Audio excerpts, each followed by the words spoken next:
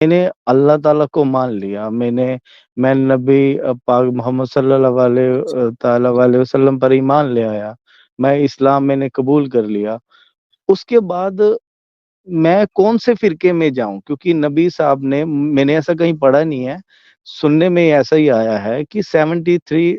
فرقے جو کہے ہیں نبی صاحب نے، ان میں سے ایک فرقہ جنتی ہوگا، قیامت تک 73 ہو جائیں گے۔ اگر میں یہ سب کچھ کر لیتا ہوں تو میں پھر کون سے فرقے میں انٹر کروں کہ میں جنتی ہو جاؤں، اگر میں سارے رول فالو کرتا آ رہا ہوں نبی صاحب کے، جو قرآن پاک میں انہوں نے بتایا، جو ان کی حدیثیں ہیں۔ آپ کو کسی بھی فرقے میں جانے کی ضرورت نہیں ہے، سورہ یہ حج میں یہ سوال بات میرے لکھی، لیے بہت زیادہ اہم ہے اسلام ٹھیک میں ہے، آنے کے میں لیے۔ وہی کہہ رہا ہوں کہ قرآن کریم میں سورہ حج میں اللہ تعالیٰ فرماتا ہے حضرت ابراہیم کے تعلق سے کہ ہوا سماکم المسلمین، کہ ابراہیم نے تمہارا نام مسلمان رکھا ہے، تو تمہارا نام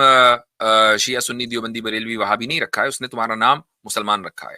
تو آپ کسی فرقے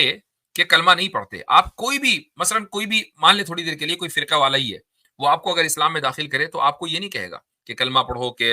اللہ کے سوا کوئی معبود نہیں، محمد صلی اللہ علیہ وسلم اللہ کے رسول ہیں، اور فلاں عالم جو ہے، جو فرقے کا بانی ہے، وہ فلاں فلاں ہے، وہ یہ ہے، ایکس وائی زی ہے، کوئی ایسا کلمہ آپ کو نہیں پڑھاتا۔ کلمہ یہ ہے کہ اللہ کے سوا کوئی معبود نہیں، رسول اکرم صلی اللہ علیہ وسلم اللہ کے رسول ہیں، اور آپ مسلمان ہو جاتے ہیں۔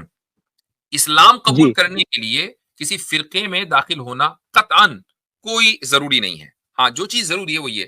کہ آپ کی جو زندگی ہے وہ قرآن کے مطابق ہو اور رسول اکرم صلی اللہ علیہ وسلم کی سنت کے مطابق ہو، ٹھیک ہے؟ جی اگر آپ اس جی کو فرقہ کہتے ہیں، رسول اکرم صلی اللہ علیہ وسلم نے فرمایا کہ وہ جو فرقہ نجات پائے گا وہ ہے ما انا علیہ و اصحابی، کہ وہ فرقہ کہ جس پر، فرقہ نہیں بلکہ وہ راستہ کہ جس پر میں ہوں اور میرے صحابہ ہیں، قرآن و سنت کا راستہ۔ اگر اس راستے سے کوئی ہٹا ہوا ہے تو وہ فرقہ ناجیہ نہیں، یعنی وہ سیوڈ سیکٹ نہیں ہے۔ ظاہر ہے کہ اس کو سزا ملے گی، لیکن وہ سزا ہمیشہ ہمیشہ کی جہنم نہیں ہوگی، بلکہ چونکہ وہ بھی مسلمان ہے تو ہو سکتا ہے کہ اللہ تعالیٰ اس کو سزا دے، اس کے خیالات کی وجہ سے ان لوگوں کو کچھ دن کے لیے سزا دے اور اس کے بعد ان کو جنت میں بھیج دے۔ لیکن اصل جو چیز ہے وہ یہ ہے کہ آپ یہ نیت کریں کہ میں اسلام میں داخل ہونے کے بعد جس چیز کو مانوں گا وہ ہے ڈائریکٹ قرآن اور سنت، قرآن اور سنت کے اوپر مجھے چلنا ہے، اس کے علاوہ مجھے کسی اور چیز کے اوپر نہیں چلنا۔